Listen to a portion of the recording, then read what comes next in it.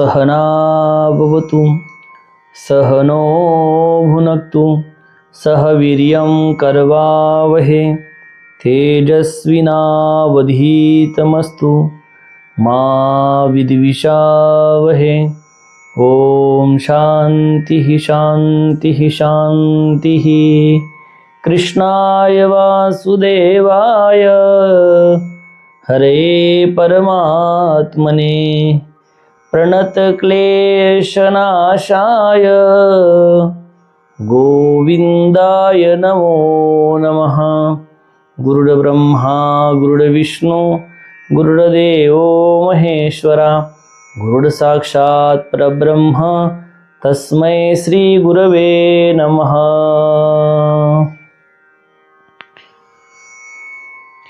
इंद्रियाणां हि चरता यन्मनो अनुविधीयते तदस्य हरति प्रज्ञां वायुर्नां मिवांबसी। भगवंताच्या असीम कृपेने, सकल संतांच्या आशीर्वादाने, विश्वमौली ज्ञानोबरायाच्या असीम कृपेने, सद्गुरुदेवाच्या आशीर्वादाने चालत असलेल्या या नित्य ज्ञानेश्वरी चिंतनामध्ये आज आपण ज्ञानेश्वरीतील द्वितीय अध्यायातील 67 क्रमांकाच्या श्लोकापासून प्रारंभ करत आहोत। भगवंत अर्जुनाला उपदेश करत असताना आपण कालच्या चिंतनामध्ये पाहिलं की ज्या पद्धतीने ज्यांचे इंद्रिय स्थिर नाही, की ज्यांचे इंद्रिय चंचल आहे, अशा चंचल इंद्रियाच्या पुरुषांना शांती आणि सुख प्राप्त होऊ शकत नाही।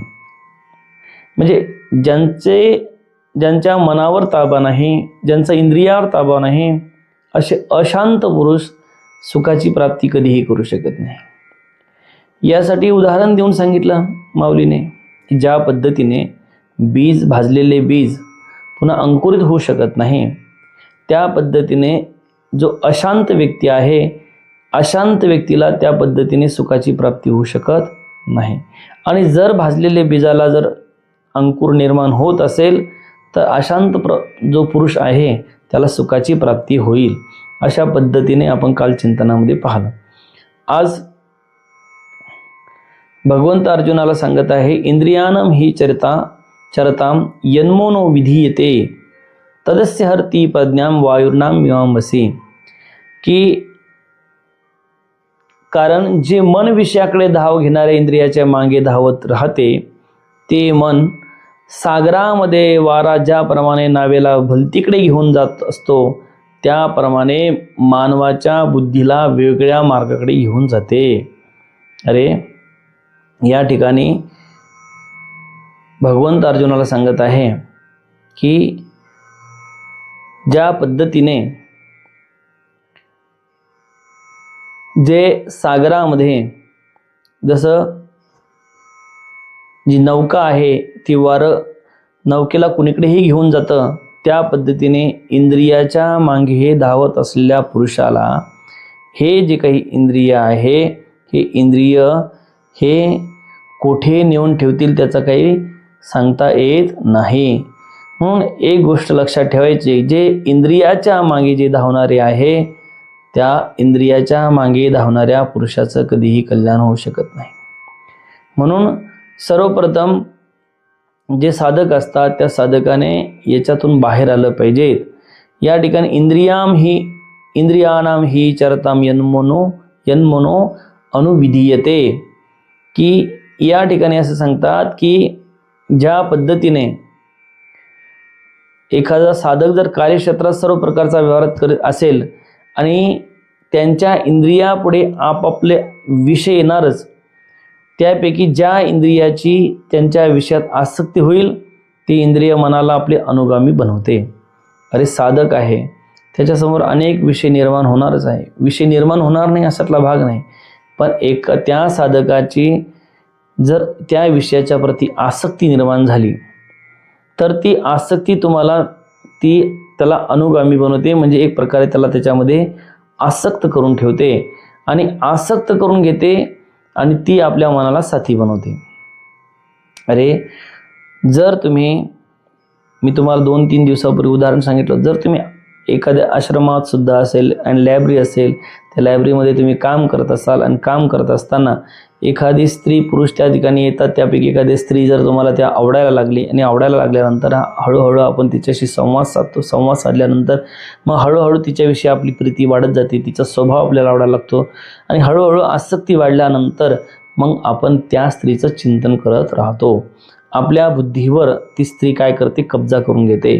म्हणजे एक प्रकारे त्या विषयामध्ये मनुष्य काय होऊन जातो, आसक्त होऊन जातो, त्या भोगामध्ये आसक्त होतो आणि मग त्याच्यापासूनच आपल्याला सुखबुद्धी निर्माण होते, त्याच्यापासून आपल्याला भोगबुद्धी निर्माण होते. आपल्याला असं वाटतं की तिला बोलण्यात आपल्याला समाधान आहे, तिला पाहण्यात आपल्याला समाधान आहे. ती जर नाही भेटली, ती जर नाही मिळाली, ती जर नाही दिसली तर आपण अस्वस्थ होऊन जातो. का? कारण आपली आसक्ती आता तिच्याप्रती निर्माण झाली आहे, आपली भोगबुद्धी तिच्याप्रती निर्माण झाली आहे. मी तुम्हाला सांगितलं सुरुवातीला तो तसा भाव नसतो, परंतु हळूहळू तसा भाव डेव्हलप होत जातो. आणि म्हणून अशा पद्धतीने आसक्त जर तुम्ही त्याच्यामध्ये झाले तर अशा पद्धतीने आसक्ती तुम्हाला शेवटी दुःखाच्या खाईत लोटल्याशिवाय राहणार नाही. म्हणून ज्या पद्धतीने हे सगळ्याच इंद्रियाचा विषय आहे, ज्या पद्धतीने आपण हे स्त्रीचं उदाहरण दिलं त्या पद्धतीने शब्द, स्पर्श, रूप, रस, गंध. अरे एखादा पदार्थ तुम्हाला जास्तच आवडला तर तुम्ही तो नेहमी तो पदार्थ खाण्याची लालसा धरसाल. रसनेंद्रियाचंही तसंच आहे. त्या पद्धतीने त्याच्यामध्ये तुम्ही आसक्त होसाल आणि त्याच्यापासून तुम्हाला सुख शोधण्याचा प्राप्त करसाल. अरे जसं चहा आहे, चहा तुम्हाला आवडतो, तर तुम्हाला जर चहा मिळाला नाही वेळेवर तर तुम्ही काय होता, त्याच्यामध्ये दुःखी होता. चहा मिळाला नाही, चहा मिळाला नाही, चहा मिळाला नाही, चहा मिळाला नाही. याचा अर्थ तुमच्या रसनेंद्रियाने तुमच्यावर ताबा मिळवलेला आहे आणि त्या रसनेंद्रियाला तो चहा पाहिजेतच. आणि म्हणून ती तुम्हाला सांगत आहे की मला चहा द्या, मला चहा द्या, मला चहा द्या, मला चहा हवाच आहे, मला चहा पाहिजेच आहे, मला चहा मिळालाच पाहिजेत. अशा पद्धतीने ती त्याच्यावर काय करेल, आपला ताबा मिळवेल. हे उदाहरण मी तुम्हाला सांगितलं. म्हणून आणि ज्यावेळेस तुम्ही तिला चहा देसाल त्यावेळेस ती खुश होईल, प्रसन्न होईल. आणि म्हणून आपण तिच्या प्रसन्नतेसाठी आपण काय करतो, तर काम करतो. याचा अर्थ आपण इंद्रियाच्या अधीन आहे. काय आहे, तर इंद्रियाच्या अधीन आहे, इंद्रियामध्ये आपण आसक्त आहे. आणि मग अशा पुरुषाची तदस्य हरती प्रज्ञाम, आणि अशा पुरुषाची जेव्हा मनात विषयाचे महत्त्व घर करते तेव्हा ते एकटेच मन साधकाच्या बुद्धीला हरण करतं. अशा वेळेस ज्यावेळेस मनात विषय निर्माण होतो, विषय भरकटतो किंवा विषयामध्ये मनुष्य आसक्त होतो, त्यावेळेस जी साधकाची बुद्धी आहे त्या बुद्धीला भरकवटण्याचं काम किंवा तिला आपल्या मार्गापासून दूर नेण्याचं काम जे आहे ते विषय करत असतात. म्हणजे अर्थात साधक जो आहे तो कर्तव्यपर्यंत न राहता भोग बुद्धीमध्ये आसक्त होतो. आता साधकाचं काम आहे की त्यांनी भगवंताचं भजन पूजन केलं पाहिजे, परंतु तो ते सोडून काय करतो, तर त्या भोगामध्ये आसक्त होतो, त्या विषयामध्ये आसक्त होतो. ती गोष्ट त्याला मिळाली तर त्याला समाधान मिळतं, ती गोष्ट मिळाली तर त्याला सुख होतं, त्या गोष्टीपासूनच त्याला आनंद मिळतो. आणि ज्याच्यावर तो प्रेम करतो, ज्याच्यावर प्रीती धरतो, ज्याच्यावर आसक्ती धरतो, मग एखाद्या वेळेस त्या व्यक्तीच्या प्रती किंवा त्या स्त्री असेल तिच्या प्रती भोगासक्ती जरी नसेल पण प्रेमासक्ती निर्माण झाली तरीही सुद्धा तो त्या स्त्रीच्या मनात किंवा अन्य विषयाच्या मनात तिचा तो अधीन होऊन जातो. आणि म्हणून तिच्यामध्ये पाहण्यामध्ये, तिला दिसण्यामध्ये त्याला समाधान मिळतं. म्हणून अशा पद्धतीने खऱ्या मार्गापासून तो ढळून जातो आणि खऱ्या मार्गापासून ढळून जाऊन तो अन्य मार्गाकडे निघून जातो. त्याची जी निश्चयात्मक बुद्धी आहे, जी परमात्म्याला प्राप्त करून देणारी, ती निश्चयात्मक बुद्धी त्याची शिल्लक राहत नाही. तर त्याची निश्चयात्मक बुद्धी काय होऊन जाईल, ढळून जाईल. आणि ती कशी, तर वायुर्नाम मिवांबसी, ती बुद्धी कशा प्रकारे हरण केल्या जाते तर या ठिकाणी दृष्टांत दिला आहे की ज्या पद्धतीने नावेमध्ये एखादा मनुष्य बसलेला आहे, तो नदीतून चालला आहे किंवा समुद्रातून चाललेला आहे, आणि अशा वेळेस आपल्या ठिकाणावर, आपल्या ज्या ठिकाण आहे त्या ठिकाणी जात असताना त्यावेळी नौकेच्या विरुद्ध दिशेने वारा वाहत असेल तर ती वायूला तो वायू किंवा वारा मुक्कामाच्या ठिकाणी त्या नावेला पोचू देत नाही. अरे ज्या नावेला जायचं होतं ज्या ठिकाणावर वारा उलट दिशेने वाहत असल्यामुळे त्या ठिकाणावर ती नाव पोचू शकत नाही. तर त्या पद्धतीने जो काही साधक आहे, जरी तो निघाला आहे त्याच्या मुक्कामाच्या म्हणजे त्याच्या ध्येयाच्या दिशेने, परमात्म्याला प्राप्त करण्याच्या दिशेने, तरीही त्या साधकाला त्या दिशेपर्यंत किंवा त्या ठिकाणापर्यंत तो वारा जसं त्या नौकेला पोचू देत नाही, तसे हे जे काही विषय आहे, हे विषय त्या साधकाला त्या ठिकाणापर्यंत पोचू देत नाही. तो त्या साधकाला ही इंद्रिय आपल्या ताब्यात घेतात. इंद्रिय आपल्या ताब्यात घेऊन इंद्रिय त्याला सांगतात, त्या पद्धतीने त्याला वागवायला लावतात आणि त्या पद्धतीने वागून इंद्रिय त्याच्याकडून आपली सेवा करून घेतात. आणि अशा पद्धतीने एखादा जर समजा नावाडी चांगला असेल, एखादा नावाडी चांगला असेल तर तो नावाडी त्या परिस्थितीमध्ये सुद्धा त्या वाऱ्याच्या दिशेने, उलट दिशेने जरी वारा वाहत असेल तरी योग्य पद्धतीने नाव चालवून तो आपल्या ठिकाणापर्यंत पोहोचू शकतो. परंतु त्यासाठी काय असलं पाहिजे, तर नावाडी योग्य असला पाहिजे. आणि नावाडी जर योग्य असेल तर तुम्हाला तो निश्चित त्या ठिकाणापर्यंत पोहोचेल.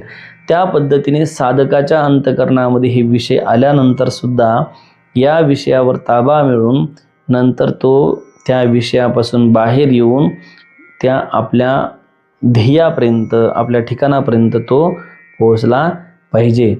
आणि तो खरा साधक आहे. आता या ठिकाणी माऊली काय सांगतात ते बघू. माऊली म्हणतात, इंद्रिय जे जे म्हणती ते तेची पुरुष करती, ते तरले चिना तरती विषया सिंधू. की इंद्रिय जे जे म्हणती ते तेची पुरुष करती. इंद्रिय जसं जसं म्हणतात, इंद्रियाने आज म्हटलं, आज रसन इंद्रियाने म्हटले मला गुलाबजामू खायचे आहे, चालले रसन इंद्रिय गुलाबजामू खायचे आहे, तर गुलाबजामूचा शोध घेऊन मन म्हणतं चला गुलाबजामू खायला. आज इंद्रियाने म्हटलं की नाही मला पाणीपुरी खायला जायचं आहे, तर मन म्हणतं चला पाणीपुरी खायला. तर इंद्रिय ज्या पद्धतीने जसं जसं जसं जसं त्याला करायला लावतात तसा तसा तो पुरुष करतो. इंद्रियाने म्हटलं की आज मला इकडे जायचं आहे, आज मला हे करायचं आहे, त्या पद्धतीने मन त्याला तिकडे त्या ठिकाणी घेऊन जातं. ज्या पद्धतीने इंद्रिय आहे त्याला त्या भोगाकडे घेऊन जातात आणि त्या त्या पद्धतीने तो पुरुष करतो, त्या त्या पद्धतीने तो पुरुष वागतो. तो जो पुरुष आहे तो कधीही तरू शकत नाही या विषयरूपी सिंधूतून, या विषयरूपी भवसागरातून. जे जे इंद्रियाच्या मागे लागलेले पुरुष आहे, इंद्रिय जसं म्हणतात तसं ते ऐकतात. मला आज इंद्रियाने जर म्हटलं की मला आज चला आज आपल्याला इथेच थांबायचं आहे, तर मन म्हणतं चला थांबा इथेच. इंद्रियाने म्हटलं आज नाही मला पिक्चर पाहायला जायचं आहे, तर मन म्हणते चाल पिक्चर पाहायला. डोळ्याने सांगितलं मला पिक्चर पाहायला जायचं आहे, तर मन आतून आज्ञा करते चला पिक्चर पाहायला. याने बुद्धीवर ताबा मिळवते आणि पिक्चर पाहायला घेऊन जातं. म्हणून असे जे काही इंद्रियाच्या अधीन झालेले आहे, इंद्रियाच्या अधीन झालेले पुरुष ते कधीही तरू शकत नाही. वास्तविक इंद्रियाचा स्वभाव आहे बहिर्मुख असणे आणि तेच त्याला अंतरंगामध्ये राहणे आवडत नाही, त्याला अंतरंगामध्ये रमणं आवडत नाही. ते सदैव बहिरंगामध्ये फिरत असतं, सदैव बहिरंगापासून सुखाची अनुभूती घेत असतं, सदैव बहिरंगामध्ये त्याला रमायला आवडतं.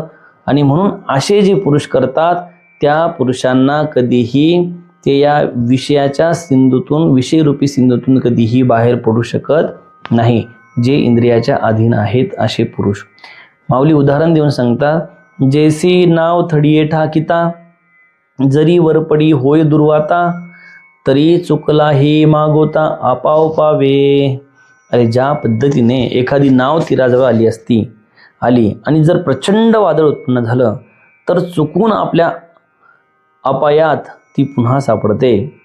अरे एखादी नाव तीराजवळ आली आणि जर प्रचंड वादळ निर्माण झालं तर चुकून आलेल्या अपायात ती पुन्हा सापडते.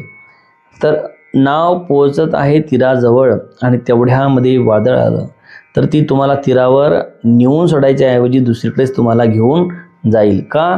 कारण त्या वादळामध्ये ते नाव आपला संयम ठेवू शकणार नाही. तसं इंद्रियाच्या बाबतीत सुद्धा आहे. अरे ज्यावेळेस इंद्रियामध्ये ज्यावेळेस आपल्या अंतकरणामध्ये मनामध्ये विषयाची वादळ निर्माण होतात, त्यावेळेस विषयाचे वादळ निर्माण झाल्यानंतर ते विषय इंद्रिय तिकडे घेऊन जातात आणि इंद्रिय तिकडे त्या विषयाकडे घेऊन जातात. आणि जर अशा वेळेस इंद्रिय त्या विषयाकडे गेले तर खऱ्या ध्येयापासून आपण काय होऊन जातो? दूर होऊन जातो. पुन्हा माऊली सांगतात, तैसे प्राप्तीही पुरुष इंद्रिय लढले जरी कौतुके तरी अक्रमेला जाण दुःखे संसारिके. त्या पद्धतीने पारमार्थिक पुरुषाने सहजपणे जरी इंद्रियाचा लाड केला तरी तो संसार चक्राच्या दुःखात सापडला जातो असे समज. अरे त्याप्रमाणे पारमार्थिक पुरुषाने, जो पारमार्थिक पुरुष आहे त्याने सहजपणे जरी इंद्रियाचा लाड केला तरी तो संसार चक्राच्या दुःखात सापडला जातो. अरे त्यांना सुरुवातीला असं वाटत नाही की हे आपल्याला दुःख देतील, पण सहज जरी त्याने इंद्रियाचा लाड केला, सहज जरी तिने इंद्रियाची इच्छा पुरवण्याचं काम केलं, सहज जरी इंद्रिया जसं म्हणतील तसं ऐकण्याचं काम केलं आणि तो वास्तविक पाहिलं तर त्या नावेची जसं ती नाव ही काठावर पोहोचलेली आहे, आता फक्त उतरायचं शिल्लक राहिलं आहे आणि उतरल्यानंतर तुम्ही तुमच्या ध्येयापर्यंत पोहोचलेलेच आहे. पण अशा वेळेस जरी वादळ आलं आणि वादळ आल्यानंतर ती नाव ती तीरावर पोहोचलेली असताना तिथून उतरायचे तुम्ही राहिले तरीही ती नाव तुम्हाला पुन्हा त्या प्रवाहामध्ये घेऊन जाईल आणि पुन्हा तुम्हाला ती त्याच ठिकाणावर येऊ देणार नाही ज्या ठिकाणावर तुम्हाला पोहोचायचं आहे. त्या पद्धतीने या ठिकाणी सुद्धा जर तुम्ही तुमची साधना करत असताना तुम्ही त्या अवस्थेपर्यंत पोहोचले आहे, परंतु त्याही वेळी तुम्ही सहजपणे त्या इंद्रियाचा लळा पुरवण्याचं काम केलं, तुम्हाला असं वाटलं की नाही इंद्रिय तर आपले सगळे ताब्यातच आहे आणि म्हणून आपल्याला हे एवढ्याशा गोष्टीनं काय होणार आहे, तर असं समजायचं की त्या पद्धतीने तुम्हाला ती काय करणार आहे, तर तुम्हाला सुद्धा ती त्या पद्धतीने या संसार चक्रामध्ये अडकून टाकणार आहे. म्हणजे जशी नावका ही त्या प्रवाहामध्ये ती वारा ओढत नेतो, त्या पद्धतीने आपल्याला सुद्धा हे जे काही इंद्रिय आहे हे इंद्रिय पुन्हा त्या संसार दुःखामध्ये आपल्याला ओढत घेऊन जातात. अशा पद्धतीचं चिंतन या श्लोकावर केलं आहे. आता पुढच्या श्लोकावर आपण चिंतन करू. भगवंत अर्जुनाला सांगतात की तस्माद्यस्य महाबाहो निगृहीतानि सर्वशः इंद्रियाणि निंद्रियार्थेभ्य तस्य प्रज्ञा प्रतिष्ठिता. म्हणून हे महाबाहो, ज्या मनुष्याची इंद्रियाच्या विषयापासून संपूर्णपणे वश झालेली आहेत त्यांची बुद्धी स्थिर आहे.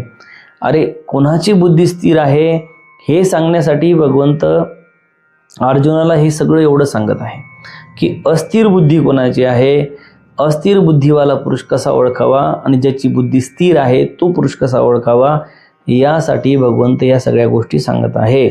तस्माद्यस्य महाबाहो निगृहीतानि सर्वेश इंद्रियाणि इंद्रियार्थेभ्यस तस्य प्रज्ञा प्रतिष्ठिता.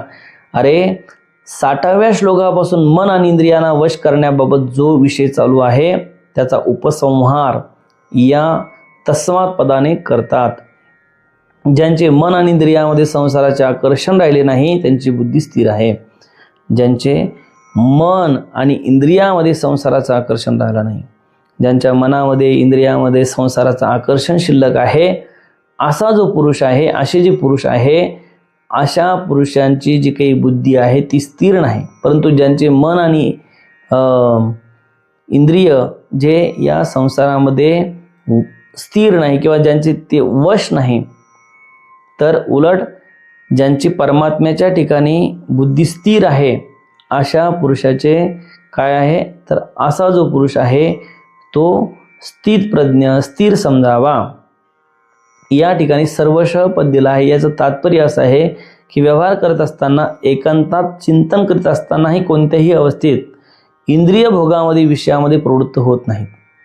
व्यवहार काळात अरे तो जरी व्यवहारामध्ये दिसत असला, व्यवहारामध्ये इकडे तिकडे हिंडत असला, तो व्यवहारामध्ये वागत असला, तरीही सुद्धा त्याला त्याची इंद्रिय त्याला धोका देऊ शकत नाही. आता व्यवहारामध्ये बऱ्याच लोकांसोबत संबंध येतो, चांगले वाईट सगळ्याच लोकांसोबत संबंध येतो. आणि आपण व्यवहारामध्ये सगळ्यांशी आपल्याला वागावं सुद्धा लागतं, सगळ्यांशी बोलावं सुद्धा लागतं आणि सगळ्याशी व्यवहार सुद्धा करावा लागतो. तरीही त्याचे जे इंद्रिय आहे ते इंद्रिय त्याला कोणत्याही परिस्थितीमध्ये भ्रष्ट करू शकत नाही आणि त्यांची बुद्धी जी आहे ती परमात्म्यापासून दूर करू शकत नाही. निगृहीतानीचे तात्पर्य असं आहे की इंद्रिय विषयापासून पूर्णपणे निवृत्त झालेली आहेत. ज्यांची इंद्रिय हे पूर्णपणे विषयापासून निवृत्त झाले आहे. अरे आम्हाला त्याच्यासाठी प्रयत्न करावा लागतो, पण सिद्ध पुरुष आहे त्यांचे संपूर्ण स्थित प्रज्ञ जो पुरुष आहे त्यांचे इंद्रिय जे आहे ती इंद्रिय त्या ठिकाणी स्थिर झालेली असतात. कुठे? परमात्म्याच्या ठिकाणी. आणि परमात्म्याच्या ठिकाणी त्याची इंद्रिय स्थिर झाल्यामुळे त्याला बाह्य विषयापासून त्याला दुःख कष्ट ह्या सगळ्या गोष्टी मिळणारच नाही. उलट त्याची जी बुद्धिवृत्ती आहे, चित्तवृत्ती आहे, चित्तवृत्ती परमात्म्याच्या ठिकाणी स्थिर असल्यामुळे बाह्य विषय त्याला बंधन प्राप्त करू शकत नाही किंवा बाह्य विषयापासून त्यांना बंधन होऊ शकत नाही. आणि म्हणून त्यांची जी वृत्ती आहे ती राग द्वेष रहित झालेली असते. आणि ज्या पद्धतीने एखादा विषारी सर्प आहे आणि विषारी सर्पाचे दात जसे पाडल्यानंतर त्याच्या ठिकाणी विष शिल्लक राहत नाही. काय? तर विषारी सर्पाचे दात पाडल्यानंतर त्यांच्या ठिकाणी जसं विष शिल्लक राहत नाही आणि मग तो डसला तरीही त्याच्यापासून काय बाधा होऊ शकत नाही. त्या पद्धतीने ज्या साधकाची बुद्धी परमात्म्याच्या ठिकाणी स्थिर झालेली आहे अशा साधकाचा तो विषयात जरी वावरत असला तरीही सुद्धा त्या साधकाचे पतन होऊ शकत नाही किंवा त्याचे पतन घडू शकत नाही. कारण त्या इंद्रियाचा तो अधीन होणार नाही. इंद्रिय जे म्हणाल ते तो करणार नाही. त्याचा इंद्रियावर संयम राहील. आता माऊलीने त्या संबंधाने काय ओवाळलेलं ते आपण बघू. तर विश्व माऊली ज्ञानोबराय सांगतात, म्हणून आपुली आपण पेया जरी इंद्रिये ती आया तरी अधिक काही धनंजया सार्थक असे. अरे हे धनंजया, आपली इंद्रिय आपल्या स्वाधीन झाले तर यापेक्षा जीवनाची अधिक सार्थकता काय असेल. अरे आपले इंद्रिय जर आपल्या अधीन झाले तर याच्यापेक्षा जीवनाची सार्थकता काय असेल. अरे जसं डॉक्टरने तुम्हाला सांगितलं की मीठ खायचं नाही, मीठ कमी खायचं आहे, तर तुम्ही ठरवून टाकायचं की नाही आपल्याला मीठ कमीच खायचं आहे. वास्तविक तुम्हाला त्याच्यातून चव लागणार नाही, हे लागणार नाही, पण ते करायचं आहे, पाळायचं आहे. आणि तुम्हाला जर चवीची जर गरज वाटत असेल की नाही मला मीठच पाहिजे, तर मग तुम्हाला त्याचा परिणाम दुःख जे आहे ते भोगायला तयार व्हावं लागेल. डॉक्टरने तुम्हाला सांगितलं की तुम्हाला शुगर जमत नाही, तुम्ही गोड खाऊ नका, तर तुम्हाला ऐकावं लागेल. आणि जर तुम्ही नाही ऐकलं तर त्याचा परिणाम तुम्हाला भोगावा लागेल.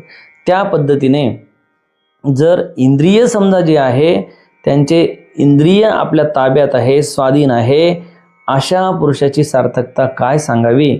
अरे याच्यापेक्षा आणखीन जीवनाची सार्थकता काय असेल की ज्याने इंद्रिय आपल्या ताब्यात ठेवले आहे. आता माऊलीने तो उदाहरण देऊन सांगितलं, देखे कुर्मजिया परी उवायले अवयव पसरी ना तरी इच्छा वशे अवरी अपन पेची. की ज्या पद्धतीने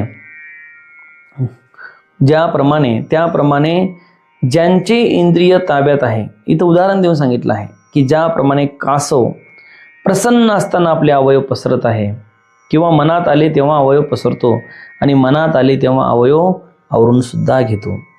अरे अवयव पसरवणं ते कासवाच्या हातामध्ये आहे आणि अवयव आवरून घेणं सुद्धा कासवाच्या हातामध्ये आहे. तसं ज्याचे इंद्रिय आपल्या ताब्यात आहे तो इंद्रियाला आज्ञा करेल की असं वाग तसं वाग, पण इंद्रियाच्या अधीन तो होणार नाही. इंद्रियाच्या अधीन तो झाला तर मग त्याला दुःख आहे. पण जर इंद्रिय जर त्याच्या ताब्यात आहे आणि इंद्रियाला तो आज्ञा करत आहे की नाही तुला मीठ कमी खायचं सांगितलं, मीठ खायचंच नाही तर ठीक आहे. तुला शुगर आहे, शुगर तुला गोड खायचं नाही तर खायचं नाहीच. म्हणजे तो जो इंद्रिया, ही सगळ्याच बाबतीत अशी गोष्ट आहे की जी गोष्ट करायची नाही ती गोष्ट करायचीच नाही. अशा पद्धतीचे ज्याच्या जीवनात संयम आहे, ज्याचा इंद्रियावर ताबा आहे, असा जो पुरुष, अशा पुरुषाला काय तर अशा पुरुषाला हे जे काही इंद्रिय आहे ते दुःख देऊ शकत नाही, तो इंद्रियाचा वश होऊ शकत नाही. पुन्हा माऊली म्हणतात, तैसी इंद्रिया पैती होती जयाची म्हणितली करती तयाची प्रज्ञा जाण स्थिती पातली असे. आणि अशा पुरुषाची की ज्याप्रमाणे त्यांची इंद्रिय ताब्यात असतात आणि तो बोलेल त्याप्रमाणेच वागतात आणि त्यांची बुद्धी स्थिर झाली असे तू समज. अरे इंद्रियाने जो ते सांगेल त्या पद्धतीने वागतात. इंद्रिय जसं सांगतील तसं तो वागत नाही, आहे का नाही. अरे संत तुकाराम महाराजाच्या जीवनातील उदाहरण बघा. ज्यावेळेस जिजाबाईने स्वयंपाक केला आणि स्वयंपाक केल्यानंतर त्या स्वयंपाकामध्ये भाजीमध्ये मीठ टाकायचं विसरून गेले आणि जेवायला बसले. तुकाराम महाराज जेवण झालं. तुकाराम महाराजाला पत्नीने विचारलं भाजी वगैरे स्वयंपाक कसा झाला. तुकाराम महाराज म्हणाले छान झाला. नंतर आता सोबत पाहुणे बसलेले आहे, पाहुणेच काही बोलत नाही म्हणून जे काही तिचा भाऊ होता जिजाबाईचा तोही काही बोलला नाही. पण ज्यावेळेस जिजाबाई जेवायला बसली त्यावेळेस पाहिलं की भाजीमध्ये थोडंही मीठ टाकलेलं नाही, मीठ टाकायचंच विसरून गेले आहे. त्यावेळेस तुकाराम महाराजाला विचारलं की तुम्हाला मीठ नव्हतं भाजीमध्ये, तुम्हाला समजलं नाही का, काय समजलं नाही का. म्हणजे याचा अर्थ हे की तुकाराम महाराजाला मीठ आहे का नाही याच्याही विषयी त्याच्याविषयी काही भान नाही, किंवा असेल तर खायचं नसेल तर नाही खायचं, पण जिभेची चोचले नाही. म्हणजे रसनेंद्रियाच्या ते अंकित नाही. नाहीतर एका आपण लगेच म्हणतो भाजीत मीठ कमी आहे मीठ आणा, कारण आपली रसनेंद्रिया ते सहन करत नाही. लगेच म्हणतो मीठ आणा, मीठ कमी झालेलं आहे, मीठ आणा, मीठ वाढा, आहे की नाही. आपण जसं रसनेंद्रिय सांगतो आपण त्या पद्धतीने काम करतो. सगळ्याच विषयाचं तसं आहे. सगळ्याच विषयाच्या प्रती आपण त्या पद्धतीने वागण्याचा प्रयत्न करत असतो. म्हणून असा जो पुरुष आहे की जो इंद्रियाला आज्ञा देतो, इंद्रिय म्हणतो ते करत नाही, उलट आपण जे म्हणतो ते इंद्रिय करतात, अशा पुरुषाची प्रज्ञा स्थिर आहे असं तू समजावं. आता अनेक एक गहन पूर्णाचे चिन्ह अर्जुना तू सांगेन परिसपा. आता आणखीन तुला स्थित प्रज्ञाचे आणखीन एक गहन लक्षण तुला सांगतो, तर तू ते समजून घे, तू श्रवण कर. आणि जे गहन लक्षण सांगणार आहे ते आपण आता उद्याच्या चिंतनामध्ये पाहणार आहोत. माऊली सांगतात की पुन्हा भगवंत आता अर्जुनाला सांगणार आहे. हे जे काही श्रोते बसलेले आहेत त्या श्रोत्यांना सांगत आहे की आता भगवंत पुन्हा अर्जुनाला सांगणार आहे. आणि भगवंत सुद्धा अर्जुनाला म्हणत आहे की मी तुला पुन्हा सांगतो, पुन्हा ऐक. पुन्हा ऐक याचा अर्थ की पुन्हा स्थित प्रज्ञाचे लक्षण, स्थिर पुरुषाचे लक्षण काय आहे ते व्यवस्थित तू ऐक, ते मी तुला सांगणार आहे. आणि ते आपण आता उद्याच्या चिंतनामध्ये पाहणार आहे. आणि आजची झालेली जी सेवा आहे ती विश्व माऊली ज्ञानोबरायाच्या चरणी आपण समर्पित करू. ओम पूर्णमदः पूर्णमिदं पूर्णात् पूर्णमुदच्यते पूर्णस्य पूर्णमादाय पूर्णमेवावशिष्यते. ओम शांती शांती शांती.